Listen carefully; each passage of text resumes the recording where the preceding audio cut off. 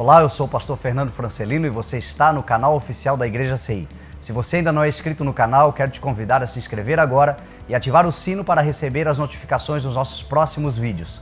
Você assistirá agora uma mensagem de boas novas, o Evangelho do nosso Senhor Jesus Cristo, que revelará o teu caminho e te ajudará a desfrutar da vida abundante e eterna que o Senhor tem para você. Que Deus te abençoe.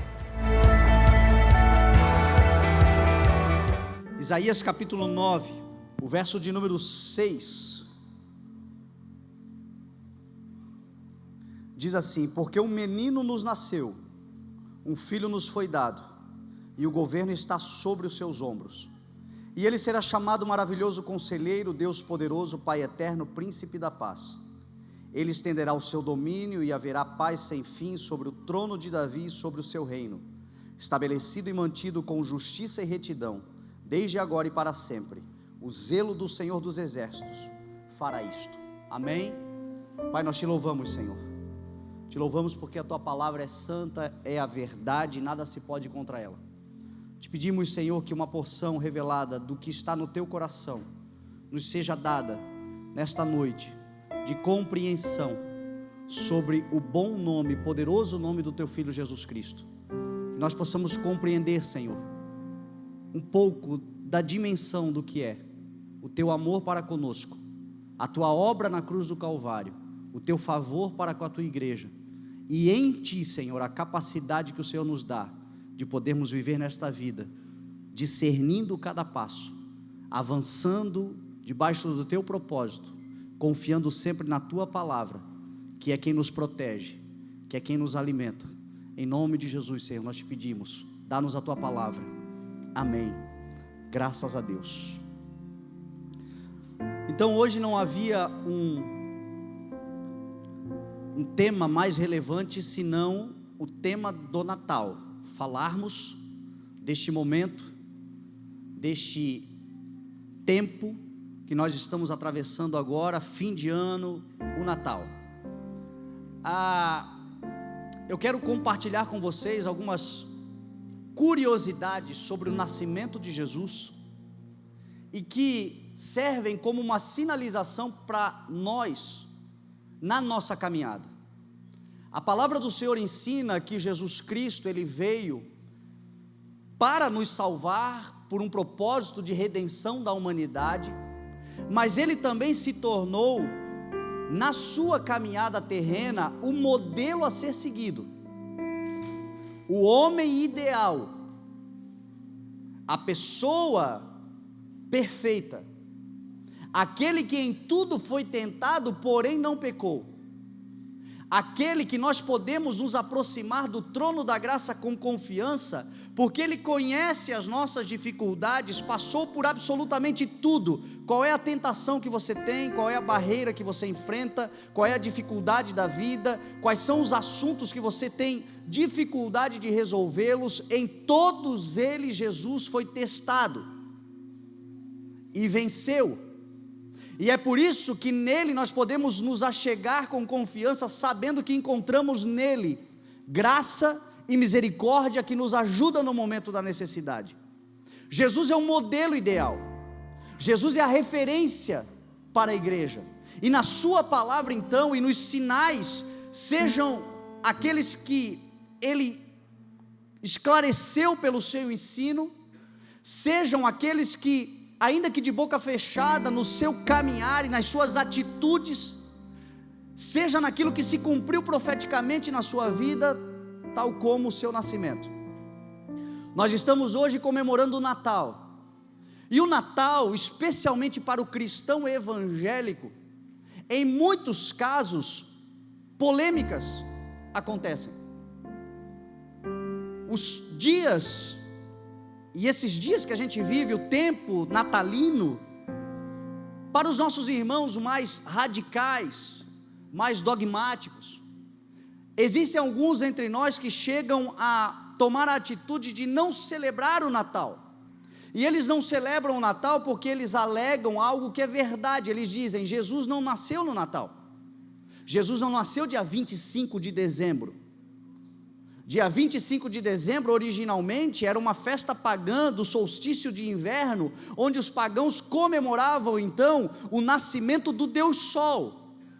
E aí foi incorporado lá pelo século IV, a igreja incorporou, como muitos pagãos estavam se convertendo, eles começaram a fazer uma transferência de calendários, e no calendário do dia 25 de dezembro, então, eles estabeleceram como um dia de comemoração do nascimento de Jesus.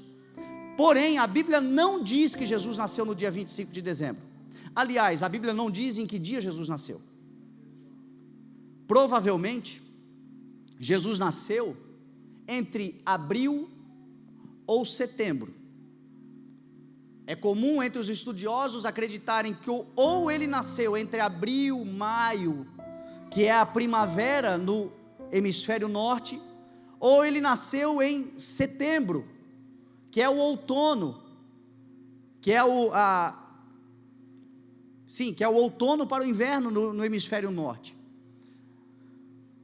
Isso é muito claro em relação quando a gente olha para a Bíblia e vê que no dia do nascimento de Jesus haviam pastores no campo de Belém, nos campos de Belém. Se Jesus tivesse nascido no dia 25 de dezembro, os pastores não estariam no campo por causa do frio. O frio que é extremo no deserto nesse período de ano. Então é óbvio que Jesus não nasceu no dia 25. Porém, eu tenho uma tese. Eu tenho um pensamento particular que eu gosto de me acalentar com ele. Eu creio que a palavra não diz o dia específico do nascimento de Jesus, porque todos os dias são dias de celebração sobre o nascimento de Jesus. Todos os dias nós deveríamos acordar celebrando o nascimento daquele que remiu a nossa vida, que transformou a nossa história, que mudou a história da humanidade, que transforma vidas. E mais, não apenas Jesus pode ser celebrado, o seu nascimento todos os dias, porque o Natal ele traz uma atmosfera de esperança, de redenção, de perdão, de harmonia, de generosidade. São características que especialmente nesses dias de Natal estão muito afloradas. Mas a vontade do Senhor é que isto não seja algo para uma semana. O desejo do Senhor é que isto seja uma prática do seu povo, uma prática da sua igreja. E não somente celebrarmos, mas termos também a consciência de que todos os dias alguém nasce porque Jesus nasceu. Todos os dias alguém nasce de novo porque Jesus tomou a decisão de vir e habitar entre nós, o verbo que se fez carne. E a partir do seu nascimento e da sua vida na terra e da sua realização plena e total na cruz do Calvário, todos os dias, homens e mulheres nascem de novo. A palavra vai dizer que para aqueles que estão em Cristo, as coisas velhas já passaram e eis que tudo se faz novo. São uma nova criação. Em Cristo Jesus nós somos uma nova criação. Então aproveite esse tempo para trazer a lembrança de que Jesus nasceu sim, e de que porque Ele nasceu nós podemos nascer de novo também nele. Jesus certa vez disse para Nicodemos: aquele que não nascer de novo não pode ver o reino de Deus, porque certamente aquele que não nasce da água e do Espírito nem entrará no reino de Deus. Que este tempo seja um tempo de nascimento. Natal significa nascimento. Lembre-se disto, que isto seja para celebração. Eu digo isto porque, infelizmente, às vezes nesse momento tão especial e uma oportunidade que nós temos de ganhar os nossos familiares, de falar do amor de Jesus para as pessoas, às vezes nós nos radicalizamos ao ponto de dizer: eu não vou participar disso porque isso era uma festa pagã. Talvez foi um dia, mas se eles adoravam o Deus Sol, eu consigo me lembrar, sabe do que? De Paulo, quando ele chegou na cidade de Atenas, e ele começou a ver muita adoração e muita idolatria, e ele disse assim: olha, no passado Deus não levou em conta tal ignorância, mas agora exige que em todos os lugares os homens se arrependam. Se um dia a humanidade, por estar procurando um Salvador, adorava o Deus Sol, a Malaquias o Senhor revelou que o sol da justiça é Jesus Cristo, que se levantou trazendo cura em suas asas. Então se tem sol é Jesus, a resplandecente estrela da manhã. Que Ele seja adorado no Natal. Ele é o sol que ilumina os homens. a justiça do Senhor estabelecida na cruz do Calvário, nos dando acesso de uma vez por todas ao trono da graça. Que esta seja a mensagem, que a gente saia daqui e essa semana a gente possa levar uma mensagem de redenção, quando os corações estão vulneráveis, sensibilizados, especialmente depois de um ano tão difícil. Provavelmente, muitos que não se veem um ano inteiro se encontrarão no Natal. Que a gente possa trazer um novo nascimento em Cristo Jesus na oportunidade que o Senhor está nos dando. Você sabe que uma outra coisa importante, curiosidade importante sobre o nascimento de Jesus, é que Jesus nasceu de uma virgem. O nascimento de Jesus foi virginal. E isso também nos leva a refletir. Primeiro, na grandiosidade de Deus, que traz à existência coisas que não existem. Num Deus que é poderoso e é mistério. Num Deus que faz coisas inexplicáveis, e é por isso que o justo vive pela fé. Na nossa biologia, na nossa ciência, na nossa capacidade humana, é inconcebível o fato de uma virgem engravidar e dar à luz. Mas a palavra do Senhor diz que, em cumprimento a uma palavra de Isaías, o texto que nós lemos no capítulo 7 de Isaías, existia uma palavra que ele, tomado pelo Espírito, declarou: a virgem ficará grávida e dará à luz a um filho. E o fato é que 800 anos depois, Maria foi visitada pelo anjo Gabriel, e o anjo disse a ela: não temas, virá sobre ti o poder do Espírito de Deus, e ele te tomará, e você engravidará e dará à luz ao Salvador da humanidade. Um nascimento de uma virgem. O que isso tem a ver conosco? Eu creio absolutamente que todos nós somos gerados na terra, somos formados na terra, somos discipulados na terra, somos ensinados na terra, fomos criados para governar a terra, mas fomos primeiramente idealizados nos céus. O que eu e você vivemos na terra é fruto da idealização do Senhor nos céus. E o nascimento virginal de Jesus nos aponta para isto. Foi gerado num ventre de uma mulher na terra, mas tudo começou por uma vontade celestial, o cordeiro imolado antes da criação do mundo. O projeto de salvação de Deus para a humanidade, ainda antes da humanidade pecar, Deus, na sua onisciência, já preparou o cordeiro que tiraria o pecado do mundo. João Batista, olhando para Jesus passando, disse: eis o cordeiro de Deus que tira o pecado do mundo. Nós nos desenvolvemos na terra, mas fomos idealizados no céu. É por isso que Paulo disse em Efésios capítulo 1, porque Deus nos escolheu nele, antes da criação do mundo, para sermos santos e irrepreensíveis na sua presença. Em amor nos predestinou para sermos adotados como filhos por meio de Jesus Cristo, nosso Senhor. Guarda uma coisa no teu coração: se você pensa que o céu é o teu destino, você está enganado. O céu é a tua origem. Você veio de lá, você foi gerado lá, você foi idealizado lá. E é por isso que o propósito de Deus para se cumprir na sua vida não depende de aprovações humanas, não depende do lugar aonde você nasceu, não depende de pessoas compreenderem, depende de você crer que o Senhor já te escolheu nele antes da fundação do mundo, e em amor já te predestinou para você ser adotado como filho, e sermos santos e irrepreensíveis na sua presença. Dos céus nós viemos, nós nascemos nele, fomos gerados nele, e de lá nós fomos gerados, e para lá nós voltaremos em nome de Jesus. Assim foi criado o Senhor. E é por isso que Herodes tentou matá-lo e não conseguiu. É por isso que homens tentaram matá-lo e não conseguiram. Mas Jesus morreu, ninguém lhe tirou a vida, ele lhe entregou a vida. Ninguém tirou a vida de Cristo. Ele disse: ninguém tira a minha vida, eu dou livremente.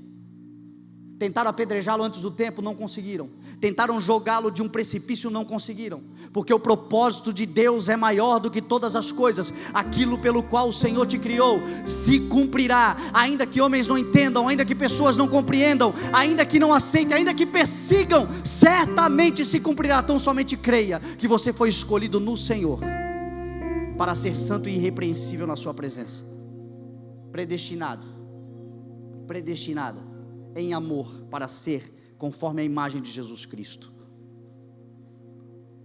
Uma outra curiosidade de Jesus é que, embora Jesus tenha tido uma mãe biológica, um pai de criação, Jesus sempre soube quem era o seu pai. Jesus sempre compreendeu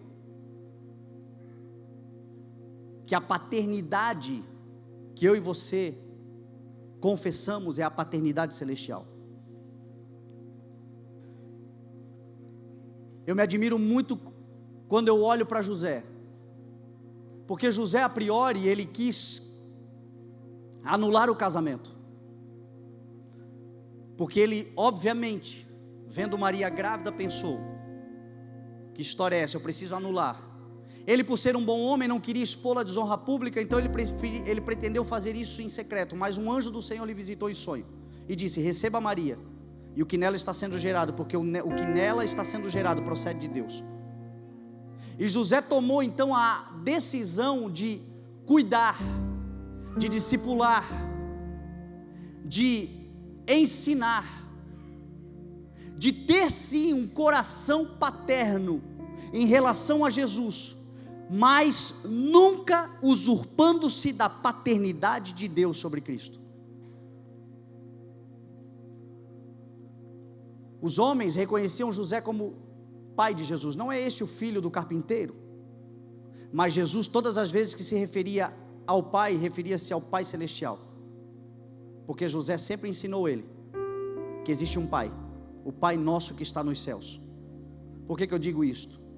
Porque existe uma perigosa teologia de paternidade nos dias de hoje, onde usurpam da paternidade divina, e muitas vezes a paternidade é expressada pela igreja na figura do pastor, na figura do sacerdote da casa, na figura de um homem. E ai de nós, se nós roubarmos a paternidade daquele que é o único pai. Jesus disse assim: a ninguém na terra chamem de pai, vocês só têm um pai, aquele que está nos céus. Pai nosso que está nos céus. Jesus, aos 12 anos de idade, quando foi esquecido por José e Maria, eles andaram 3 dias e não o encontraram. De repente, de tanto procurar, encontraram ele no templo e perguntaram: o que você está fazendo aqui? Ele disse: ora, eu não estou entendendo, vocês não haveriam de saber que eu estou na casa do meu pai? Eu devia estar aqui.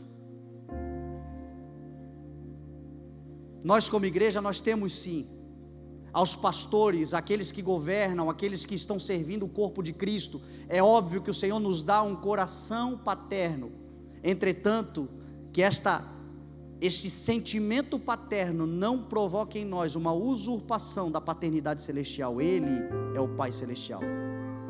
No dia que a coisa pegar para o teu lado, não vai ser homem que vai resolver o teu problema, será o Pai Celestial. No dia que você não tiver para onde correr, você vai procurar o pastor vai te decepcionar. Os homens vão te decepcionar. Os homens vão falhar com você.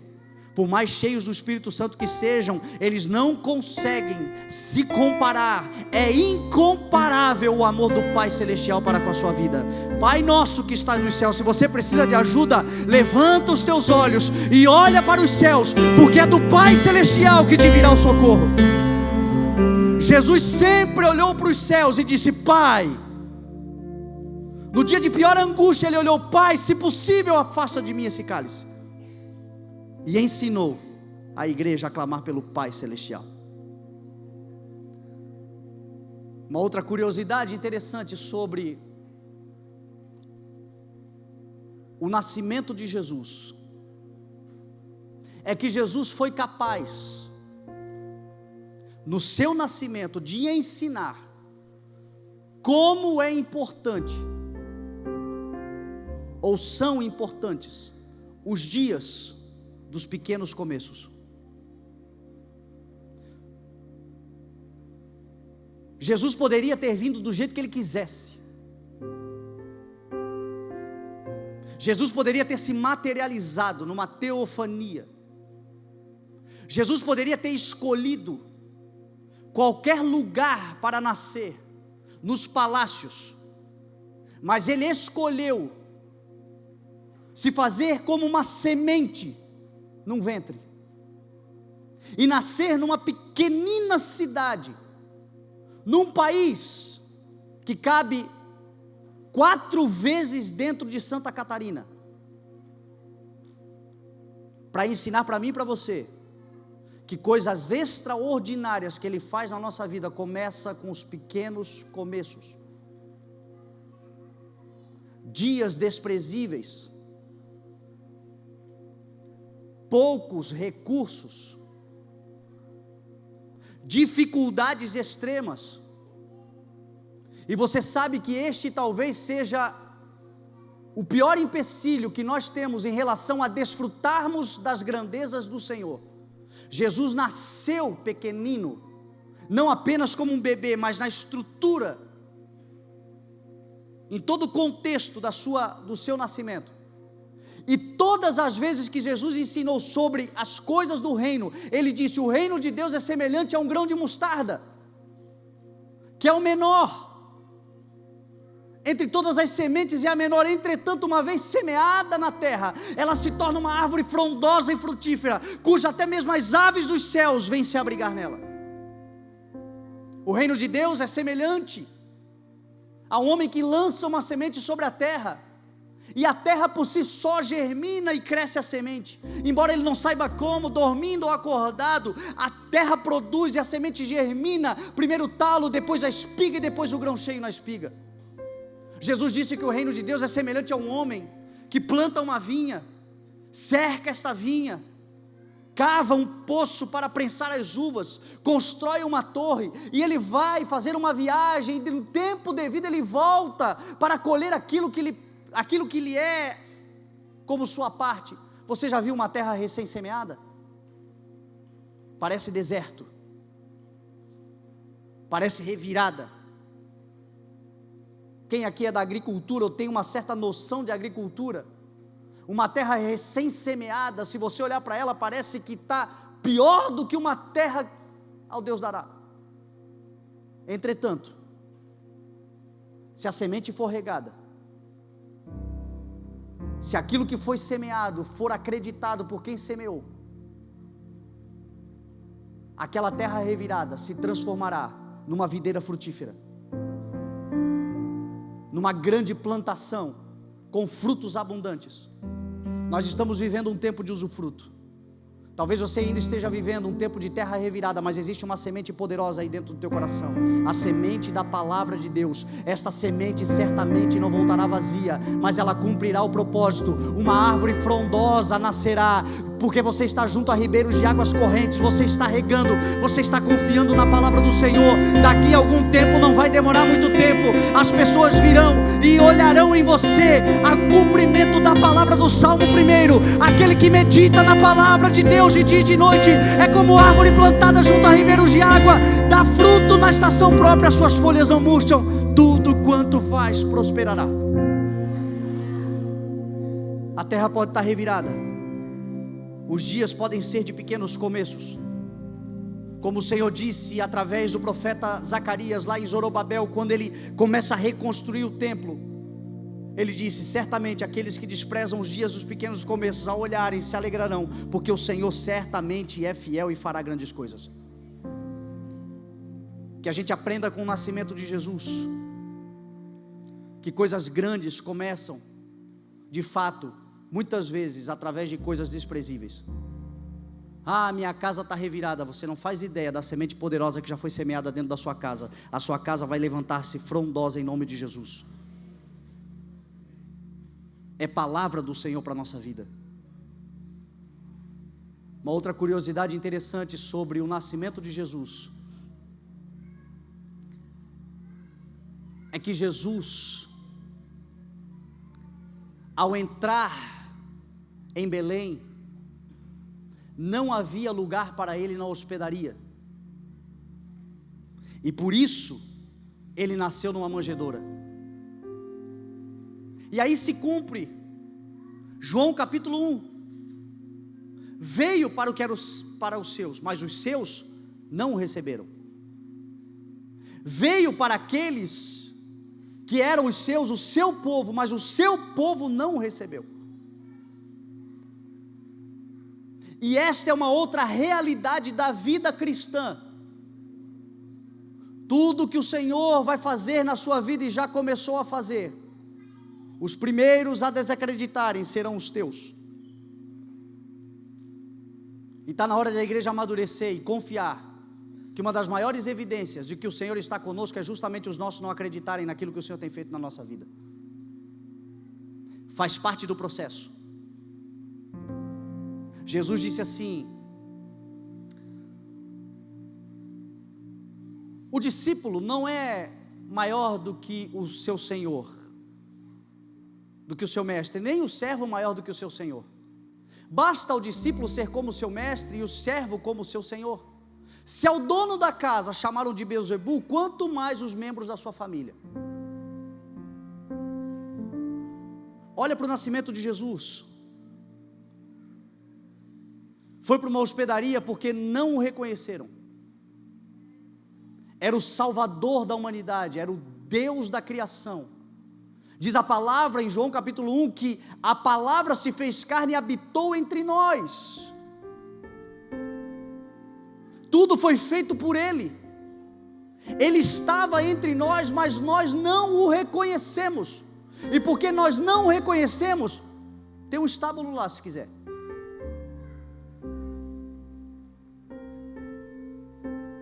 E assim a nossa caminhada cristã no início. Assim é a realidade de muitos de nós quando nós tomamos a decisão de andar em Cristo e nos tornarmos semelhantes a Cristo. Passaremos por esses dias, passaremos por esses tempos de adversidade, de não sermos reconhecidos. Porém, não contamina o teu coração, não desiste do teu chamado. Chegará um dia em que os mesmos que não te reconheceram glorificarão a Deus através da sua vida. Jesus foi rejeitado pelos seus, foi negado pelos seus, foi açoitado pelos seus. Até mesmo os gentios que estavam em Jerusalém naqueles dias, um centurião que escarneceu dele, que ajudou a bater nele, que vestiram ele de um manto vermelho lá no pretório, e o adoravam não porque reconheciam a sua divindade, mas porque debochavam daquele homem que estava sendo condenado à morte. Quando Jesus Cristo entregou o seu Espírito, ele foi o primeiro a bradar: verdadeiramente este era o Filho de Deus.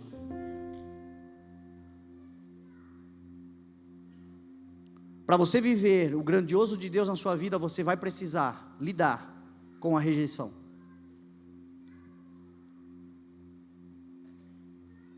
Jesus passou por isso. Entretanto, saiba que o Senhor levantará pessoas e fará uma grande obra na sua vida. Pessoas que você não imagina, pessoas que você não espera.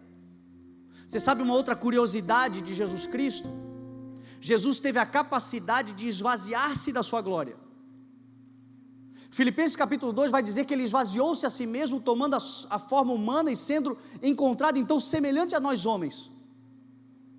Essa capacidade de esvaziamento é a humildade que antecede a honra, como diz a palavra do Senhor.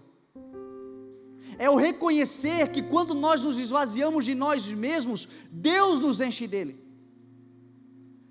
Cristo, sendo Deus, diz a palavra que não considerou, mas esvaziou-se. Então ele saiu da sua glória, veio até a terra, esvaziou-se para habitar num corpo humano e frágil de um bebê, vivendo todas as dificuldades de um tempo de muita escassez, num lugar inóspito.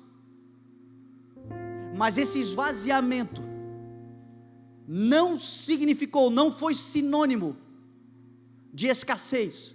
Pelo contrário, diz a palavra que quando Jesus nasceu, magos vindo do Oriente, reis, seguindo uma estrela, porque eles carregavam uma palavra profética de que uma estrela anunciaria a redenção e a salvação.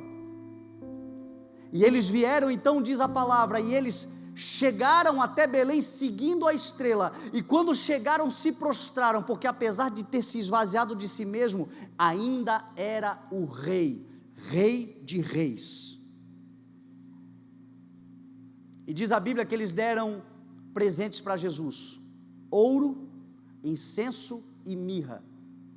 Ouro que simbolizava a realeza, incenso que simbolizava a divindade, e mirra que simbolizava o sacrifício. Sabe o que isso nos ensina? Você pode até ser desprezado, o Senhor exige que nós nos esvaziemos dos nossos conceitos, preconceitos, concepções que temos, mas certamente Ele nos encherá dele, e tudo aquilo que nós precisamos para cumprir o nosso ministério, Ele nos dará. Ele enviará pessoas que auxiliarão, que te ajudarão. Jesus recebeu ouro, era realeza, mas era também condições de provisão para que eles pudessem viver aquele tempo, onde ele precisaria ir para o Egito, voltar para a Galileia, toda essa viagem, toda essa dificuldade, eles tinham provisão. É o nosso Deus, que certamente também nos proverá diante desses tempos de escassez que nós estamos vivendo. Esse é o Senhor que está conosco, esse é o Senhor que está sobre a nossa vida, esse é o Deus da nossa casa, da nossa história, esse é o Jesus que no seu nascimento mostra para nós, que nós podemos confiar nele, porque certamente se ele passou, e ele não foi abandonado, nós também não seremos, porque nós temos um Deus poderoso que cuida de nós. Que o nascimento de Jesus traga a você esta reflexão, essa compreensão. Um menino nos nasceu, um filho nos foi dado, um redentor foi entregue pela humanidade, uma certeza de que nós temos vida e vida eterna, e é esta certeza que nos dará a capacidade de enfrentarmos os tempos que virão, porque esta é uma outra conscientização que a igreja precisa ter. Não espere. Quem aqui espera a volta de Jesus? Quem crê na volta de Jesus e espera Jesus voltar? Levanta a mão. Não espere o mundo melhorar para que isso aconteça, o mundo vai piorar para Jesus voltar. Se você espera o mundo melhorar para Jesus voltar, cuidado, você corre o risco de quando o anticristo se manifestar, você dizer glória a Deus. Porque Jesus vai se manifestar num tempo de caos. E é por isso que a igreja tem a palavra do Senhor. Não se desesperar nesses tempos, não se apavorar nesses tempos. Esses tempos serão abreviados, diz a palavra, é uma esperança para o nosso coração. Por causa dos escolhidos, os dias serão abreviados. Entretanto, haverá tribulação, haverão problemas, nós passaremos por isto, mas a palavra para a igreja é: levante-se e erga a cabeça, porque esta é a certeza de que o nosso Redentor se manifestará. Se nós não compreendermos o caos, nós não entendemos ainda o Deus que nós servimos. Diz a palavra, Jesus disse assim: eu sou a porta, aquele que entra por mim encontrará e sairá e desfrutará de pastagens. Jesus está falando de um tempo de plenitude, de um tempo de totalidade, num tempo de realização de promessas, mas antes de chegar a pastagens verdejantes, tem vale de sombra de morte. Mas nós passaremos, sabe com qual palavra? 1000 cairão ao nosso lado, 10.000 à nossa direita, mas nós não seremos atingidos, porque o autor e consumador da nossa fé já venceu esta batalha, e se o Senhor é por nós, ninguém será contra nós. Nele nós somos mais do que vencedores, é o que diz a palavra do Senhor. Porque um menino nos nasceu, esta é a nossa certeza. O governo está sobre os seus ombros. Ou será que Jesus perdeu a mão da história? Ou será que um ano de pandemias, um ano caótico, um ano de tragédias, um ano de perdas, será que o Senhor perdeu a mão da história? Não, Ele é aquele que governa com cetro de justiça. E por fim Ele vai se levantar sobre a terra. E a igreja pode confiar nesse amor, nesse nome poderoso. O que nos aguarda, meu irmão, é um tempo de plenitude, de redenção. Mas existe um cumprimento profético, e o Senhor sobre tudo e sobre todos está governando. Ele governa a humanidade, Ele governa o universo, Ele governa a minha casa, Ele governa a sua vida, Ele governa a todos nós. Ele é o governo da igreja, o governo está sobre os seus ombros. E Ele será chamado de maravilhoso conselheiro, esplendoroso, magnífico, extraordinário, maravilhoso, sublime, conselheiro. A palavra do Senhor diz que aqueles que saem à guerra precisam de conselho. E não existe conselho melhor do que o conselho da palavra, o conselho do Senhor, o conselho do Espírito de Deus, a quem Ele disse: eu não deixarei vocês órfãos, mas eu enviarei o Consolador, e Ele vos guiará, Ele será o bom conselho, Ele é quem habita em nós. Nós estamos vivendo um tempo e entrando num tempo onde nós teremos grandes batalhas a serem travadas, mas com o Senhor, como disse Davi, nós podemos avançar contra uma tropa, nós podemos avançar contra muralhas, e nós certamente venceremos, porque temos o bom conselho do Espírito de Deus. O maravilhoso conselheiro está vivo, e Ele tem o melhor conselho para aquilo que nós precisamos fazer agora em relação à nossa casa, para aquilo que podemos fazer agora em relação ao nosso futuro. O Deus forte, o Deus poderoso, o Deus que nunca perdeu uma batalha, o Deus que nos sustenta nas suas mãos, o Deus que pode todas as coisas, o Deus que traz a existência, o Deus que tira do caminho, o Deus que levanta do pó, que ergue do lixo o necessitado, o Deus poderoso, o El Shaddai. Você precisa de poder? Olha para Jesus e tenha a convicção de que nele você poderá todas as coisas. Tudo nós poderemos naquele que nos fortalece. O Pai eterno. Meu Deus, você sabe o que é Pai eterno? É Pai para toda a vida, é Pai para sempre, é proteção, é cuidado, é abrigo, é provisão. Esta é a figura de um pai na vida de um filho, pelo menos deveria ser na vida de todos. Infelizmente existem pais biológicos que não entendem a grandeza da paternidade que o Senhor dá, mas esta é a figura, é o abrigo, é a proteção, é o cuidado, é a provisão, é a segurança. E a palavra está dizendo que em Cristo nós temos isso para a vida toda.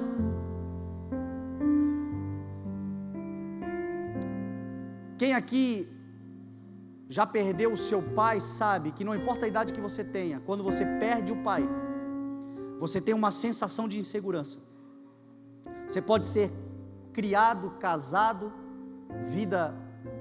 mas se você teve um pai com uma boa paternidade, você se sente inseguro, porque segurança não tem a ver só com dinheiro, tem a ver com um bom conselho, com cuidado, com um abraço, com uma palavra, com um olhar. Eu passei por isso há 10 anos atrás, e eu senti esse tempo de insegurança, até o dia que eu li esta palavra, e quando eu li essa palavra eu entendi, que apesar do meu pai biológico não estar mais presente, já está com Jesus na glória, o meu Pai Celestial certamente me abrigará na sombra das suas asas, e eu estarei seguro. Entenda que Deus é Pai,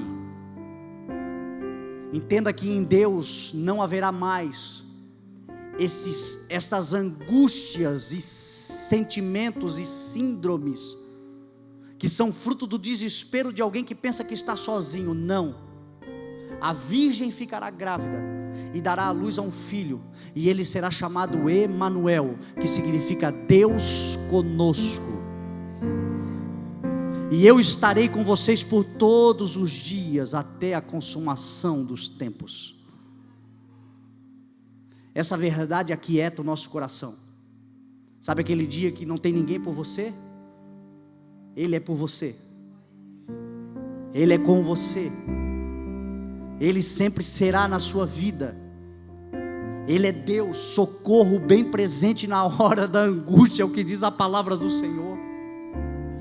O Pai eterno, o Pai para sempre, o Pai de toda a história e para toda a eternidade. Você vai fechar os olhos para essa terra e você vai ver um Pai de braços abertos dizendo: venha a mim, filho.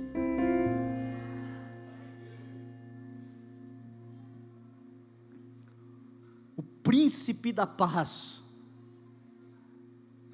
Meu Deus, como nós vamos precisar de paz nos próximos tempos.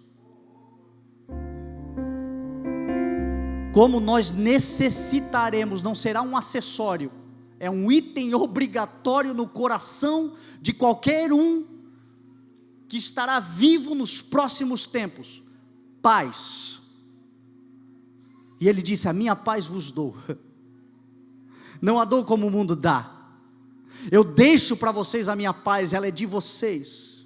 Ele é o príncipe da paz. Você sabe que no hebraico original essa palavra paz, ela significa a totalidade, é shalom o significado. É a totalidade do ser, a completude, o contentamento. Ela significa paz, mas significa saúde, significa bem-estar, significa proteção, significa plenitude, alguém planificado. Esta é a paz que Jesus deixou. Sabe aquela paz de um Deus que quando o barco está enchendo de água, prestes a ir a pique, os discípulos apavorados, nós apavorados, e Jesus dormindo na popa do barco, num travesseiro, profundamente? É esta paz que Ele quer dar a todos nós. As tempestades virão, as tribulações virão, mas nós vamos deitar e dormir e acordar. Em paz eu me deito e logo adormeço, porque só Tu me fazes habitar em segurança. O shalom de Deus sobre a sua vida, sobre a sua casa, sobre a sua história. O shalom de Deus sobre todos os passos que você vai dar. O shalom de Deus guardando a mente e o coração em Cristo Jesus. Essa paz que excede todo o entendimento. Graças ao nascimento de Jesus, o príncipe da paz, Ele estenderá o seu domínio, e novamente haverá shalom sem fim. Ele estenderá o seu domínio e haverá paz sem fim sobre o trono de Davi e sobre o seu reino. Você sabe o que significa isto? Essa paz que você guarda na sua alma. Tem uma canção que diz assim, né? Essa paz que eu sinto em minha alma, não é porque tudo me vai bem. Esta paz que eu sinto em minha alma é porque eu amo o meu Jesus. Quem ama Jesus é dotado de paz. E disse Ele na sua palavra através do profeta Isaías: esta paz não apenas será sobre você, mas se estenderá como um domínio. Sabe o governo de Cristo, o governo de amor, o governo de esperança, o governo de graça, o governo de verdade, o governo de misericórdia, o governo de justiça e de retidão. Ele se estenderá, não será apenas sobre a sua vida, mas será também sobre a sua casa, em nome de Jesus. A bênção do Salmo 128: você será feliz e próspero, plantará e comerá do fruto do seu trabalho. A sua esposa será como uma videira frutífera na sua casa, os seus filhos como brotos de oliveira ao redor da sua mesa. Assim será a vida de todo aquele que teme ao Senhor, uma vida de pacificação, uma vida de paz, uma vida. Tem tempestade, tem barco passando por ventos, tem mares turbulentos, mas o Senhor Jesus está no nosso barco, e barco que Jesus está não afunda. Portanto, hoje creia no Senhor, creia na paz do Senhor, receba a paz do Senhor sobre a sua vida. Deite e durma hoje confiando que o amanhã já está garantido no Senhor, porque você foi gerado nos céus, porque o Senhor te escolheu nele, porque há um propósito muito maior para a sua vida, e ele certamente se cumprirá. Quando a gente olha para um dia como hoje, um Natal, uma semana natalina, nós nos lembramos que certamente o zelo do Senhor fará isto. O profeta Isaías termina dizendo: certamente o zelo do Senhor dos exércitos fará isto. Você pode dar glória a Deus ao Senhor, porque certamente Ele fará o bem por você. porque certamente se cumprirá a palavra do Senhor, e a palavra do Senhor é de vitória sobre a sua vida, é de amor, é de graça, é de redenção, é de salvação, é de vida abundante para você e para sua casa. Creia no Senhor Jesus e serão salvos tu e a tua casa. Você crê nessa palavra, você pode dar glória a Deus, porque certamente o zelo do Senhor fará isto. Você sabe que essa palavra zelo é ciúmes. Tiago vai dizer que o Senhor e o Espírito que Ele botou em nós tem fortes ciúmes de nós, e é porque Ele tem ciúme de você que Ele não vai perder você para o inferno. É porque Ele tem ciúme de você que nada será capaz de te afastar do amor eterno que está nele, Cristo Jesus. É porque Ele tem ciúme de você que o ano de 2020 está terminando como um ano sim de usufruto, um ano onde você pode celebrar, porque até aqui o Senhor tem te ajudado, e o ano de 2021 virá também para cumprir cada palavra. Certamente cada palavra que o Senhor lançou sobre a sua vida se cumprirá, porque você deposita a tua esperança. Por isso, nesse Natal, que esse espírito de esperança, de harmonia, de bondade, de provisão, de nascimento, de verdade, de redenção, de generosidade, tudo isto que aflora, especialmente nessa semana, seja sobre nós, não apenas um momento, mas um estilo de vida, porque nós estamos com a vida calcada na rocha eterna, Jesus Cristo nosso Senhor. Um menino nos nasceu, um filho nos foi dado, e o governo está sobre os seus ombros. Ele será chamado Maravilhoso Conselheiro, Deus Poderoso, Pai Eterno e Príncipe da Paz. Ele estenderá o seu domínio e haverá paz sem fim sobre o trono de Davi e sobre o seu reino. O zelo do Senhor dos Exércitos certamente fará isto. Sabe aonde? Na sua vida, na minha casa, na nossa história, para a glória do nome do Senhor. Jesus nasceu, Jesus viveu, Jesus morreu e Jesus ressuscitou, e mais, voltará em grande glória para buscar o seu povo. A Ele seja o louvor e a glória para todos sempre, neste Natal e em todos os dias da nossa vida, em nome de Jesus.